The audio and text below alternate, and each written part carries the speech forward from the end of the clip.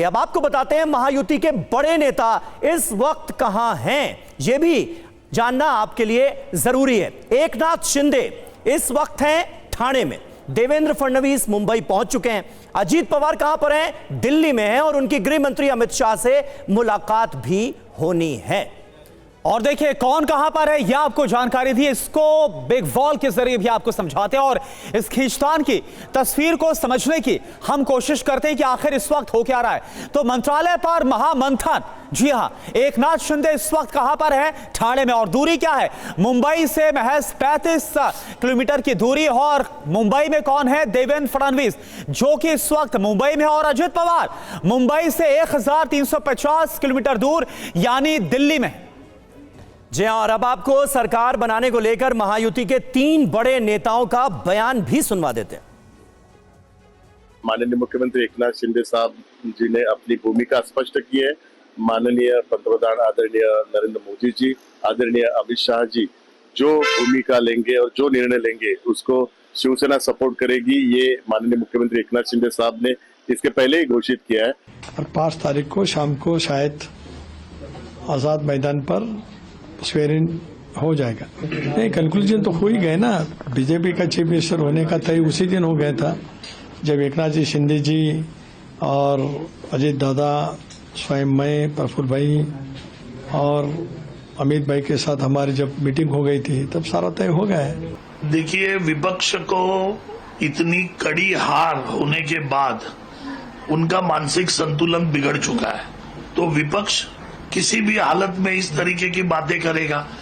अभी आदरणीय एकनाथ राव जी शिंदे साहब की अगर प्रकृति बराबर नहीं है, जो इंसान 10-10 सभा करते थे, सवेरे से 8 बजे से रात को 4 सवेरे दूसरा दिन 4 बजे तक जो इंसान काम करता है, वो इंसान की हालत तो खराब हुई रहेगी ना। अभी उनकी अगर सेहत पे असर है, उसके ऊपर भी अगर ये राजनीति करना चाहते हैं तो इनको शर्म आनी चाहिए। और देखिए इस पर और बात करते हैं अवधेश कुमार जी, हमारे साथ जुड़े वरिष्ठ पत्रकार। अवधेश जी, देखिए एकनाथ शिंदे ठाणे में है, देवेंद्र फडणवीस मुंबई में है, तो अजित पवार है दिल्ली में। और ये वो तीनों नाम है जो अगर सबसे प्रमुख दावेदारों की बात करें मुख्यमंत्री के तौर पर, तो यही 3 नाम है जो कि सामने निकल कर आ रहे हैं। क्या लग रहा है आपको, हो क्या रहा है, आप क्या देख पा रहे हैं?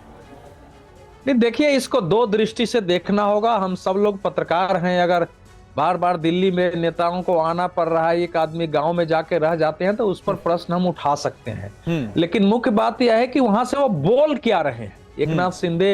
एकनाथ राव शिंदे अगर गांव में गए तो क्या उन्होंने वहां से कोई बयान दिया? उन्होंने तो यही कहा कि भाई प्रधानमंत्री नरेंद्र मोदी और बीजेपी नेतृत्व जो तय करेगा वो मैं स्वीकार करूंगा। बयान तो वही है सार्वजनिक, या अभी उनके नेता बोल रहे हैं वही सार्वजनिक है। देखिए 22 की परिस्थिति में 24 की परिस्थिति में जो मौलिक अंतर है उसके अनुसार ये राजनीतिक घटनाक्रम है।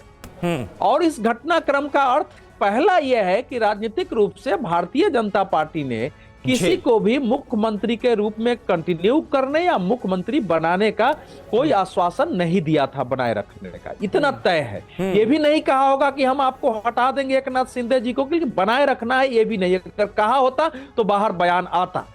उस समय की परिस्थिति में एकनाथ शिंदे छोड़ के आए थे, शिवसेना के आत्मविश्वास को बनाए रखना था। अगर नए समीकरण महाराष्ट्र में निर्माण करने थे तो उनको मुख्यमंत्री बनाना आवश्यक था, ज्यादा सीट होते हुए भी। इस समय 132 सीटें हैं। एकनाथ शिंदे भी व्यवहारिक नेता है, उनको मालूम है जब वो मुख्यमंत्री बने थे, मुझे अच्छी तरह याद है, उन्होंने हाथ जोड़ा था कि देवेंद्र फडणवीस जी ने मेरे लिए और अपने को पीछे हटाया है। ये तो ऐसा एहसान है बीजेपी और देवेंद्र फडणवीस का कि मैं जीवन भर नहीं भूल सकता। नहीं, तब तो लिया था देवेंद्र फडणवीस का नाम, लेकिन जो ताजा प्रेस कॉन्फ्रेंस हुई एकनाथ शिंदे की तरफ से, उसमें उन्होंने ये जरूर कहा कि भाई बीजेपी का आला नेतृत्व जो कहेगा मुझे मंजूर है, लेकिन उसमें देवेंद्र फडणवीस का नाम नहीं लिया उन्होंने। अवधेश जी, नहीं, नहीं, इसलिए कि नाम कैसे ले लेंगे? हाँ। नाम तो तभी लेंगे जब तय हो। देखिए, मुख्यमंत्री बनने के बाद ये भाव तो होगा ना, इतना आसान थोड़े होता है। ठीक है। मुख्यमंत्री बनने के बाद हट जाना एक बहुत व्यवहारिक है, लेकिन इस समय महाराष्ट्र की परिस्थिति ऐसी है हाँ। कि इसमें तीनों को पता है कि हमने एक नए समीकरण की शुरुआत की है। आगामी लोकसभा चुनाव तक हमको जो है और बाकी स्थानीय चुनाव तक सशक्त रहना ही है। आगे का मतलब काम आप कह रहे करना हैं है, तो ये सवाल बेमानी है आपके हिसाब से कि महायुति में सब कुछ ठीक नहीं है क्या? आप कह रहे हैं सब कुछ ठीक है? नहीं, मैं ये नहीं मानता हूं कि सब कुछ ठीक नहीं है। फिर? वो व्यवस्था की दृष्टि से ये चीजें हो रही है, और किसी को मुख्यमंत्री बना के उनको न रखना या न हटाना थोड़ा कठिन स्थिति होती है, उसके लिए भी स्वीकार करना, तो उसको तय करने में ठीक है। शिवानंद हुल्याकर जी भी हमारे साथ मौजूद हैं, प्रवक्ता कांग्रेस पार्टी के। लेकिन शिवम, मैं आपसे उससे पहले बस जानना चाहता हूं, ये जिस बात का जिक्र अभी अवधेश जी ने किया, और गृह मंत्री पद को लेकर कहीं ना कहीं पेच फंसा हुआ है, ये बातें लगातार अंदर खाने से आ रही हैं। अब अगर देवेंद्र फडणवीस डिप्टी सीएम रहते हुए उन्हें गृह मंत्रालय दिया जा सकता है, तो एकनाथ शिंदे को क्यों नहीं? खबरें ये हैं कि पेच यहीं पर फंसा हुआ है, कुछ मंत्रालयों को लेकर पेच फंसा हुआ है। इस पर आप स्थिति क्लियर करना चाहेंगे? कोई दिक्कत है गृह मंत्रालय अगर संभाल लेंगे एकनाथ शिंदे तो? समीर जी, मैं बीजेपी प्रवक्ता जी को, शिंदे गुट जी को, अजित पवार गुट जी, मैं शिवानंद जी जरा ये शिवम इसका जवाब दे दें, जरा शिवम इसका जवाब दे दें, उसके बाद फिर अपनी बात रखिएगा आपकी इजाजत से। मेरे को सर, फिर मेरे को बोलने के लिए बोलने, शिवम बाद में बोलने दो ना सर। नहीं, मैंने बोलने दो ना। आपने शायद सुना नहीं शिवानंद जी, मैंने यही कहा कि उससे पहले शिवम ये जवाब दे दें, फिर शिवानंद जी बोलिए। जी आ रहा हूं सर, आ रहा हूं। शिवानंद जी, हमारे घर का मामला है, इतनी भी क्या जल्दबाजी है? अगर आपको बोलना ही है तो बताइए जरा, लीडर ऑफ ऑपोजिशन कब बनाएंगे, कैसे बनाएंगे? इतनी तो सीटें मिली नहीं आपको कि एलओपी बना ले, लेकिन इस पर जरूर बोलना है। खैर, मैं एक चीज कहना चाहता हूं समीर जी, आपने कहा कि भाई इस बात पर क्या खबर है आपके पास, या देखिए, खबरें बताना बनाना आपका काम है, मेरा तो है नहीं, मैं तो इस बारे में जानता नहीं। और जहां तक आपने कहा कि गृह मंत्रालय पर पेच फंसा हुआ है, मेरे पास वैसी भी कोई जानकारी है नहीं। आपके सूत्र भी ज्यादा होते होंगे, मेरे तो कोई सूत्र भी नहीं है। तो विषय जहां तक गृह मंत्रालय का है, मैं ऐसा समझता हूं कि इस तरह का कोई पेच नहीं है। हाँ, जरूर है कि खबरें हैं, मैंने जैसा पहले कहा, भाई मैं किसी नेता के साथ जुड़ा हुआ हूं, जैसे मैं आदरणीय प्रधानमंत्री जी के साथ जुड़ा हुआ हूं, गृह मंत्री जी के साथ जुड़ा हुआ, तो मैं तो चाहूंगा कि वो कम से कम 30-40 साल इस देश के प्रधानमंत्री रहे।